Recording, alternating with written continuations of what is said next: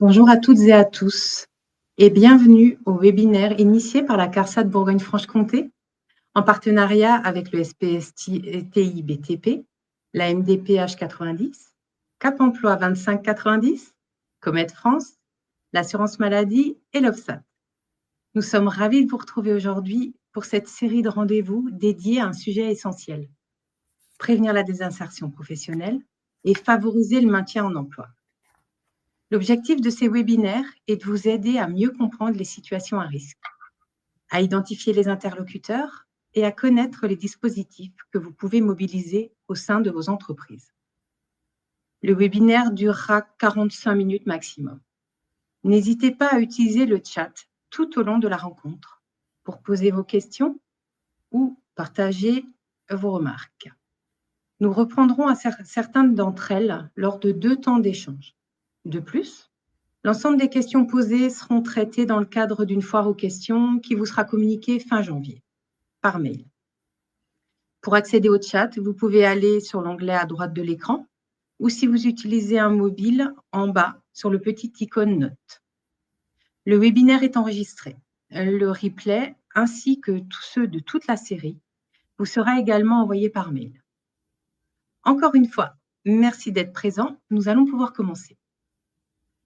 Ce webinaire est donc dédié à ce qui peut être mis en œuvre lorsqu'un salarié présente des absences répétées pour cause de maladie. En effet, agir dès les premiers signaux de fragilité, c'est éviter la rupture de parcours et renforcer la performance de votre entreprise. Nous pouvons vous accompagner dans cette démarche. Je vais maintenant laisser les intervenants se présenter. Bonjour, je suis Frédérique Amiot-Suchet. Je suis assistante sociale du travail au sein du SPSTI OPSAT.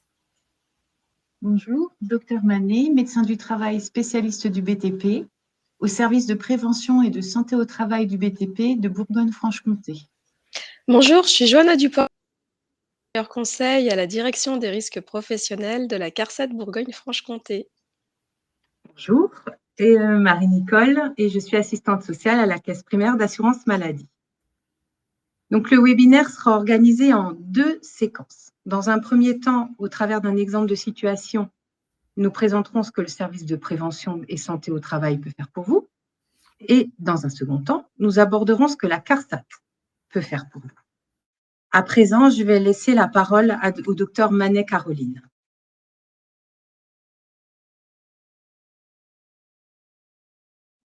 Nous allons partir d'une situation concrète pour vous présenter comment votre service de prévention et de santé au travail, l'administration de la médecine du travail, peut vous accompagner lorsqu'un de vos salariés est régulièrement en arrêt de travail.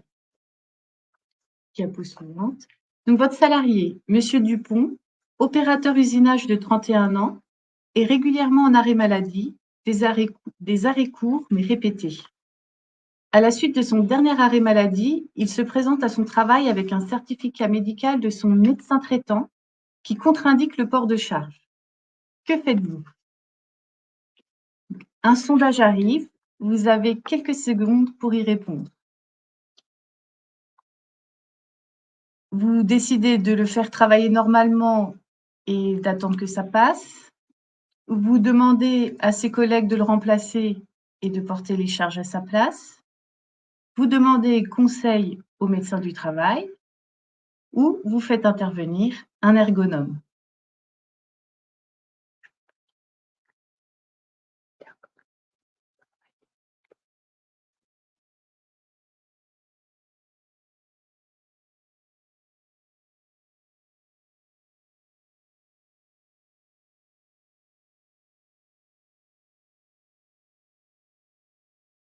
Alors, les résultats du sondage, eh bien, la grande majorité, vous avez répondu « Je demande conseil au médecin du travail » et vous avez raison. Il est indispensable de demander un rendez-vous auprès du médecin du travail, même si vous ne pouvez pas ignorer ce certificat du médecin traitant, car seules les préconisations du médecin du travail ont une valeur légale. Un employeur peut demander une visite auprès du médecin du travail à n'importe quel moment, même en dehors des visites périodiques programmées. Vous pouvez contacter directement votre service de prévention et de santé au travail et expliquer la situation pour obtenir un rendez-vous. Diapo suivante. Et la suivante. Donc, j'en profite pour faire un rappel sur les différents types de visites réglementaires. En début de contrat, quel que soit le type de contrat, CDD ou CDI, il y a la visite initiale ou visite d'embauche réalisée par le médecin du travail ou un infirmier en santé au travail. Puis, les visites périodiques régulières, dont la périodicité est variable en fonction des risques professionnels et de l'état de santé des salariés. La visite de mi-carrière, à l'âge de 45 ans, qui est une nouvelle visite introduite en 2022. Son objectif, c'est de vérifier l'adéquation entre le poste de travail et l'état de santé du salarié et d'évaluer les risques de désinsertion professionnelle. Cette visite est à l'initiative de l'employeur dans l'année civile des 45 ans. Mais elle peut être anticipée et organisée conjointement avec une autre visite médicale dans les 2 années précédentes. Le médecin du travail ou l'infirmière vous adresseront alors 2 attestations de suivi, une pour la visite programmée et une pour la visite de mi-carrière. La visite de fin de carrière, lors du départ en retraite, est également une nouvelle visite obligatoire depuis 2021 pour les salariés qui sont ou qui ont été en suivi renforcé. Le médecin du travail rédige un état des lieux qui permet au médecin traitant de poursuivre le suivi pendant la retraite. Par exemple, de prescrire un scanner en cas d'exposition passée à l'amiante. L'employeur doit donc informer son service, dès qu'il en a connaissance, du départ à la retraite du salarié concerné, et c'est le service qui détermine si le salarié est éligible à la visite et qui organise cette visite. En cas d'arrêt de travail, la visite de reprise, si l'arrêt de travail est supérieur à 30 jours en cas d'accident de travail, ou supérieur à 60 jours en cas de maladie ou d'accident de la vie privée. Elle a lieu quelle que soit la durée de l'arrêt en cas de maladie professionnelle. Et une visite de reprise est également nécessaire après un congé maternité. Puis, il y a les visites à la demande. Tout salarié et tout employeur peut demander un rendez-vous à n'importe quel moment pour exposer au médecin du travail une problématique comme dans notre situation.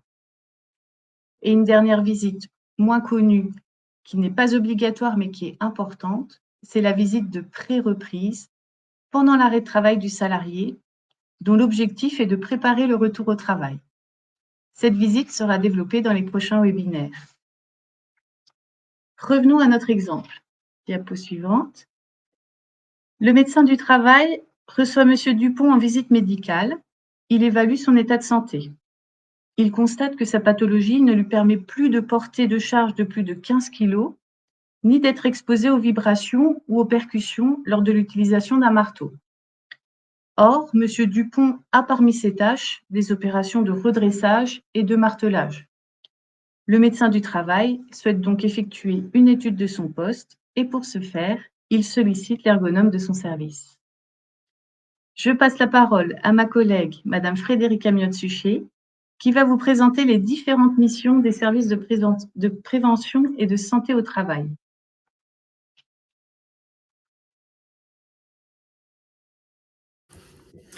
D'une façon plus générale, quels sont les rôles et les missions des SPST et comment peuvent-ils répondre à vos besoins? Les services de prévention et de santé au travail accompagnent les salariés, les entreprises adhérentes, les chefs d'entreprise également, ainsi que les indépendants. Leur mission s'articule autour de 3 grands axes. Le premier axe, c'est le suivi individuel des salariés. Le deuxième concerne la prévention des risques professionnels. Et le troisième, la prévention de la désinsertion professionnelle, qu'on appelle aussi PDP.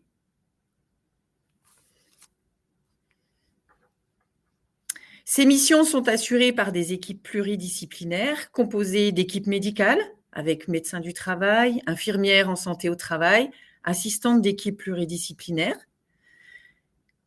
un pôle prévention-conseil, avec des ingénieurs, des conseillers en prévention des risques professionnels, des ergonomes, des psychologues du travail, et également d'un service social avec des assistants sociaux du travail et des conseillers en emploi.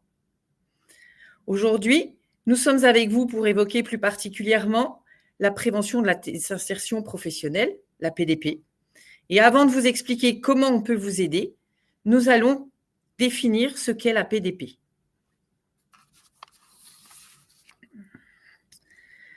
La PDP, c'est une démarche. Elle vise à anticiper la perte d'une activité professionnelle pour des raisons de santé ou de situation de handicap.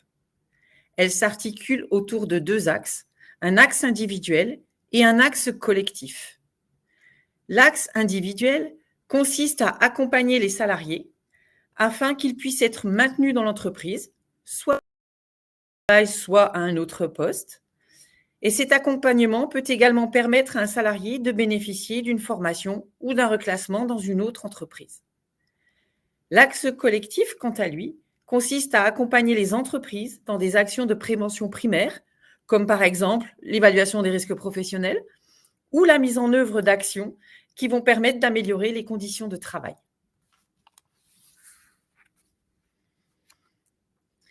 Afin d'assurer cette mission, les services de prévention et de santé au travail se sont dotés d'une cellule PDP.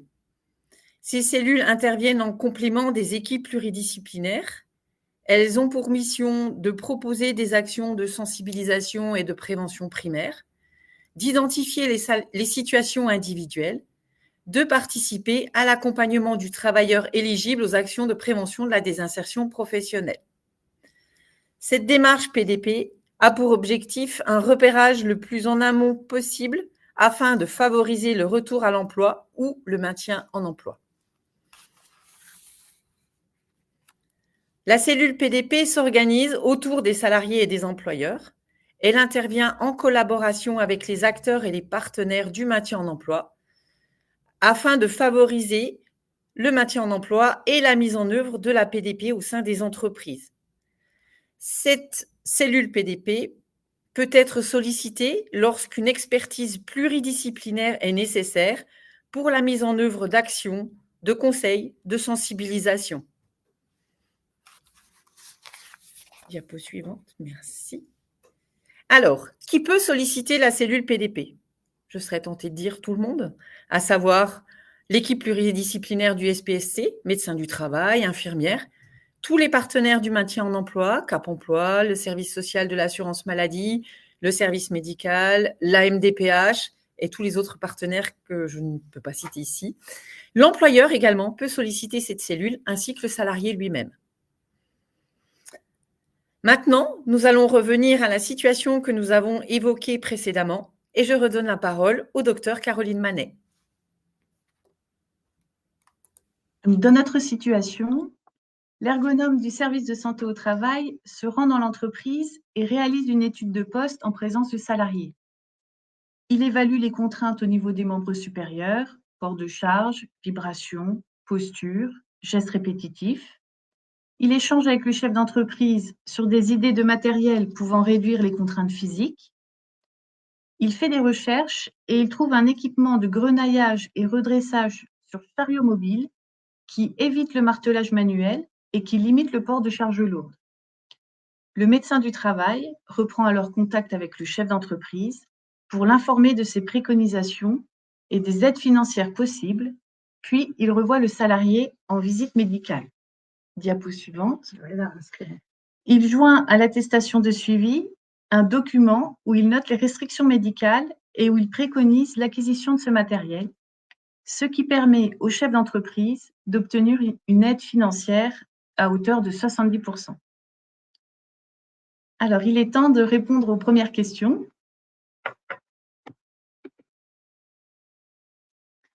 Donc, les premières questions. Donc, sachez que s'il y a des questions qui ne sont pas traitées, elles seront traitées lors de la foire aux questions et certaines questions pourront aussi peut-être être traitées lors des webinaires suivants.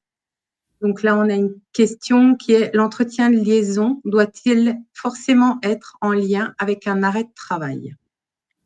Alors, l'entretien de liaison, il a été conçu pour permettre à l'employeur de contacter le salarié pendant son arrêt de travail et pour lui faire pour lui faire prendre connaissance de l'existence de la visite de pré-reprise et des dispositifs dont il peut bénéficier pour favoriser la reprise du travail.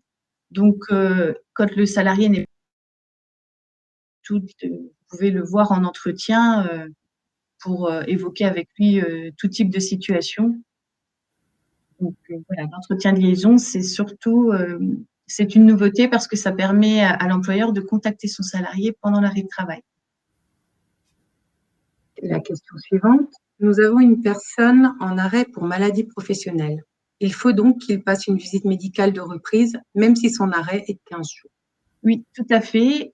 En cas d'arrêt en maladie professionnelle, quelle que soit la durée de l'arrêt de travail, une visite médicale de reprise est obligatoire, même si l'arrêt est de 15 jours. Et je vais lire la dernière question là, que j'ai prévu de lire pour vous dire qu'elle sera traitée plus tard. La CARSAT peut aider financièrement, même si le salarié n'est pas en situation de handicap. Ce sera traité plus tard dans le webinaire, donc on reviendra dessus. Avez-vous des exemples sur des problématiques liées à la fatigue professionnelle? Alors, il faudrait peut-être préciser un peu la fatigue. Je sais qu'en cas de fatigue, on peut mettre en place, de fatigue liée à des maladies chroniques, on peut être amené à mettre en place des aménagements de poste et notamment des aménagements d'horaires. Toutes ces problématiques-là seront approfondies lors des prochains webinaires. Et une dernière question. Quand le salarié est en arrêt depuis plus d'1 an, peut-on demander une visite avec le médecin du travail pour évaluer ses capacités ou pas à reprendre le travail? Donc, c'est à ce moment-là que l'entretien de liaison est intéressant, c'est-à-dire que vous pouvez proposer à votre salarié de participer à un entretien de liaison et à cette occasion, vous pouvez l'informer de l'existence de la visite de pré-reprise, c'est-à-dire d'être en contact avec le médecin du travail pendant son arrêt pour préparer la reprise du travail et évaluer ses capacités à reprendre le travail ou la nécessité d'aménager son poste. Par contre, un employeur ne peut pas prendre rendez-vous pour son salarié pendant un arrêt de travail. Il peut l'inciter à voir le médecin du travail, mais il ne peut pas lui imposer cette visite. Et l'entretien de liaison sera traité de façon plus précise lors des webinaires suivants. Donc, et vous aurez des réponses. Donc, à présent, nous allons poursuivre le webinaire avec ce que la CARSAT peut faire pour vous. Voilà, merci. Donc effectivement, qu'est-ce que la CARSAT peut faire pour vous? Donc, si on passe à la diapo suivante. Voilà, donc la CARSAT, tout d'abord les rôles, hein, et les missions de la CARSAT. La CARSAT, c'est un organisme de sécurité sociale. Elle a pour rôle essentiel en fait, elle est au service des parcours de vie personnels et professionnels et de la prévention tout au long, de la vie, de ses assurés. Ses missions sont de préparer le paiement de la retraite, de prévenir les risques professionnels, on va le voir après avec la direction des risques professionnels, d'accompagner les assurés fragilisés dans leur quotidien pour éviter justement la désinsertion professionnelle et enfin d'accompagner nos aînés dans le bien vieillir. Voilà, donc si on fait un focus sur la branche, direction des risques professionnels de la CARSAT. Donc la CARSAT, en fait, elle a un rôle d'assurer les risques professionnels, hein, elle a un rôle d'assureur des risques professionnels de toutes les entreprises du régime général de la sécurité sociale. Donc elle mène une mission de gestion et de prévention, des accidents du travail et des maladies professionnelles, notamment autour de missions, à représenter avec le service tarification. Donc le service tarification, il va calculer, il va notifier, le taux de cotisation accident du travail, maladie professionnelle de chaque établissement, applicable en fonction de son secteur d'activité et de sa sinistralité. Ces éléments, vous pouvez, les consulter, sur Net Entreprise via votre compte employeur. Et on a également, la 2e branche, donc le service prévention, qui lui va aider les entreprises et les branches professionnelles à évaluer et à prévenir leurs risques professionnels. Si on passe à la diapo suivante, donc on va faire un focus, sur qu'est-ce que justement la CARSAT peut faire pour vous, et on va faire plus particulièrement un focus sur les aides financières. Donc je vous invite en fait à scanner ce QR code. Vous allez, arriver sur la page de la CARSAT dédiée aux aides financières, et j'attire juste votre attention sur le fait qu'il est important de bien lire et de respecter, les cahiers des charges, et toutes les conditions d'attribution, des aides financières pour en bénéficier. Donc diapo suivante, on va faire un focus ensemble sur ces aides financières, sur les types d'aides financières. On va commencer par 2 types d'aides financières, les contrats de prévention et les subventions prévention. Donc ces 2 types d'aides financières, ils sont dédiés essentiellement aux TPE et aux PME pour prévenir leurs risques professionnels. Donc on les a mis en place. Donc si on commence par les subventions prévention, c'est à destination des établissements de moins de 50 salariés, et les contrats de prévention, c'est pour les établissements de moins de 200 salariés. Attention, à chaque fois, c'est au sens strict. Commençons par le contrat de prévention. Le premier point, c'est que le contrat de prévention, donc il est destiné aux établissements de moins de 200 salariés. Il faut, et ça j'attire votre attention dessus, il faut que l'organisation professionnelle de votre secteur d'activité ait signé une convention nationale d'objectifs avec l'assurance maladie Risque Pro. Ainsi, vous pourrez solliciter votre caisse régionale, donc votre CARSAT, pour en bénéficier. L'objectif du contrat de prévention, en fait, il est d'appuyer un projet global de prévention au sein de votre entreprise. Cela pourra couvrir plusieurs risques, le risque chimique, les troubles musculo-squelettiques, etc. Donc, l'objectif, c'est de financer des installations et des dispositifs exemplaires et ou innovants, et ainsi avoir des exemples pour d'autres entreprises pour élever le niveau général de prévention, dans les entreprises, du même secteur d'activité que la vôtre, par exemple. En deuxième aide financière, on peut voir les subventions prévention, donc qui, elles, sont destinées aux établissements de moins de 50 salariés. Donc là, ce sont des subventions, qui vont lutter contre les risques majeurs, pour les entreprises de 1 à 49 salariés, donc comme les troubles musculo-squelettiques, le risque chimique, les risques psychosociaux, pardon, les risques de chute, et ainsi, vous pourrez être accompagné, afin de, diminuer, et d'améliorer, les conditions en santé et en sécurité au travail dans vos entreprises. On peut passer à la diapo suivante. Alors je vais aborder une nouvelle aide qui est elle a été, mise en place, à partir de mars 2024. C'est la subvention prévention risque ergonomique. Cette subvention prévention risque ergonomique, elle s'adresse à toutes les entreprises relevant du régime général, quel que soit leur effectif et leur secteur d'activité, ainsi qu'aux travailleurs indépendants, donc sans salariés, ayant souscrit à l'assurance volontaire accident du travail maladie professionnelle, c'est l'AVAT. Alors, cette subvention, en fait, elle vise à prévenir les risques liés aux postures pénibles, aux manutentions manuelles de charge et aux vibrations mécaniques.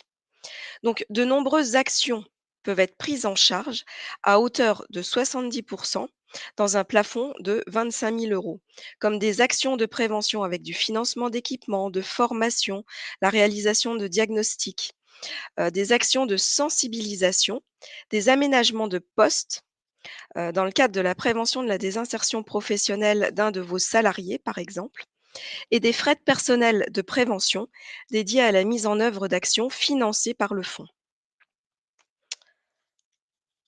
Et j'en ai fini avec la présentation, des subventions. Donc, il y a voilà, donc je vais laisser la parole, à Frédéric. Merci. Et donc, et vous, en tant que chef d'entreprise, si vous rencontrez des difficultés, auprès de qui pouvez-vous trouver de l'aide? Donc, comme vos salariés, vous pouvez bénéficier en tant qu'employeur d'un rendez-vous auprès du médecin du travail. Vous pouvez également bénéficier d'une étude de poste ou d'un accompagnement par le service social des SPST. Pour les employeurs, il existe aussi des outils dédiés qui va permettre l'évaluation des risques psychosociaux avec l'outil Amaroc que vous pouvez retrouver sur le site amaroc-santé. Et puis, il y a aussi un organisme qui peut vous accompagner qui s'appelle les Casques Bleus.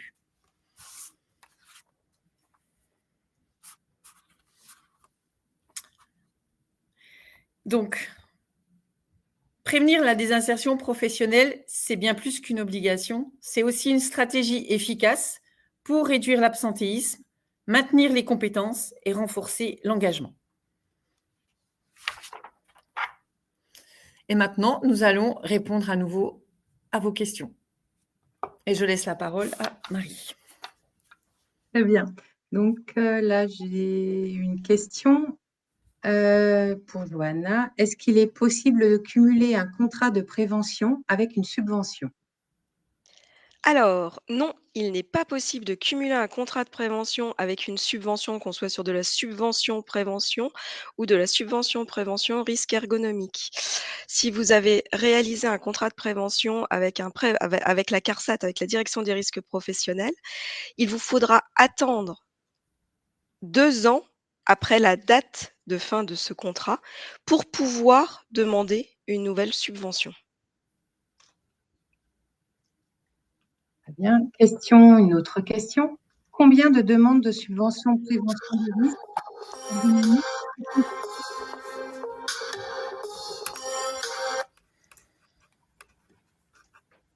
Johanna? Oui. Oui. Combien alors, par contre, j'ai pas bien compris. Combien de demandes de prévention, de des risques subvention on peut ergonomiques. faire? C'est Ouais. ça? Oui. En fait, vous pouvez faire autant de demandes que vous le souhaitez, à partir du moment où pour la subvention prévention risque ergonomique, vous n'avez pas atteint le plafond. Mais attention, pour tout être confondu, hein,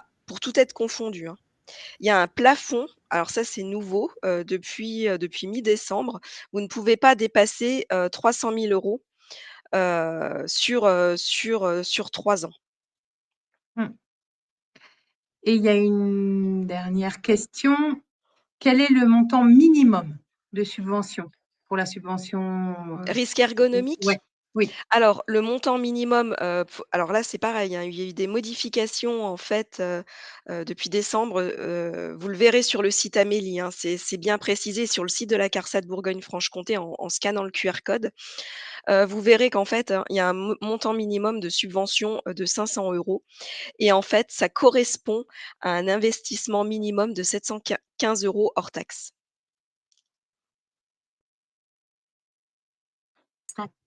Tout au niveau des questions. Ah. Alors, non. S'il y a d'autres questions, elles seront traitées dans la foire aux questions. Et pour en revenir aux questions, il y a encore des questions sur l'entretien de liaison qui ont été posées.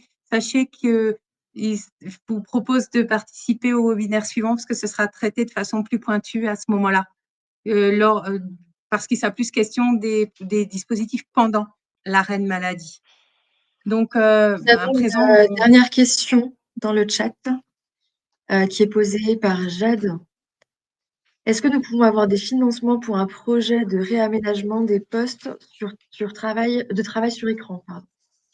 Un salarié qui commence à ressentir des douleurs à l'épaule et qui travaille sur écran à 100%. Alors là, je crois que, le docteur, Manet, pourra répondre avec moi. Oui, on peut en fait, et justement, c'est dans le cadre de la subvention prévention risque ergonomique, pour éviter la désinsertion professionnelle de votre salarié, il y a effectivement une possibilité avec votre, médecin, du travail, de faire une demande d'aménagement de poste, mais pour ce salarié, hein. C'est uniquement pour ce salarié, et ça, par contre, il faut le voir avec votre médecin du travail. Oui, tout à fait. Docteur Manet, vous pouvez, Oui. peut-être, rajouter quelques mots? Oui, tout à fait. C'est-à-dire que pour les équipements qui limitent les vibrations, les postures, les manutentions, il y a une liste limitative d'équipements dont tout le monde peut bénéficier. Et si par contre il y a besoin d'acquérir un équipement spécifique en raison de problèmes de santé, il est possible, si le médecin du travail le préconise sur son avis d'aptitude ou son attestation de suivi, il est possible d'obtenir des aides financières pour l'acquisition de cet équipement, dont l'acquisition d'équipements sur des postes de travail sur écran, des équipements spécifiques pour le salarié.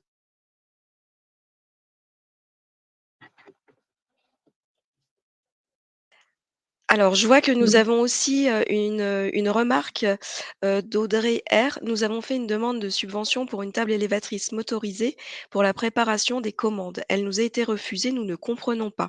Ce que je vous propose, c'est que je vais aller voir avec notre service aide financière et je reviens. Voilà, parce qu'il faut que j'ai Le dossier. Oui, tout à fait. Quand il y a des situations individuelles, n'hésitez pas à revenir vers nous. Ma collègue va vous parler des différents contacts. Vous pouvez contacter tous nos organismes et si jamais il y a des situations personnelles, on pourra répondre individuellement à vos demandes. Très bien. Donc, là, on a traité les questions. Donc, en tout cas, celles qui apparaissent pour l'instant. Merci à toutes et à tous d'avoir suivi ce webinaire. Nous espérons que les échanges et les informations partagées vous ont été utiles et qu'elles ont permis de répondre à vos principales questions. Nous vous rappelons tout de même que 3 autres webinaires auront lieu prochainement. Ils vous permettront d'approfondir les différentes problématiques liées au maintien en emploi et à la prévention de la désinsertion professionnelle. Le programme complet et le lien d'inscription sont disponibles dans le chat. Par exemple, si vous employez un salarié avec une maladie évolutive ou un handicap, assistez à notre prochain webinaire pour trouver des solutions afin de l'accompagner. Pour trouver l'ensemble des dispositifs, des contacts utiles et des ressources complémentaires, n'hésitez pas à consulter notre site régional maintienemploi.carsat-bfc.fr. De plus, le replay de ce webinaire vous sera envoyé fin janvier par mail avec un questionnaire d'évaluation, un guide avec les missions et coordonnées de l'ensemble des partenaires présents, ainsi qu'une foire aux questions regroupant les interrogations issues des chats. Avant de nous quitter, si vous n'avez pas trouvé toutes les réponses à vos questions en lien avec les absences récurrentes d'un salarié et que vous souhaitez être recontacté par l'un des organismes partenaires, nous vous invitons à répondre à ce dernier sondage. Un grand merci pour votre participation et une très bonne journée à tous. Bonne journée. Merci, bonne journée. Bonne journée.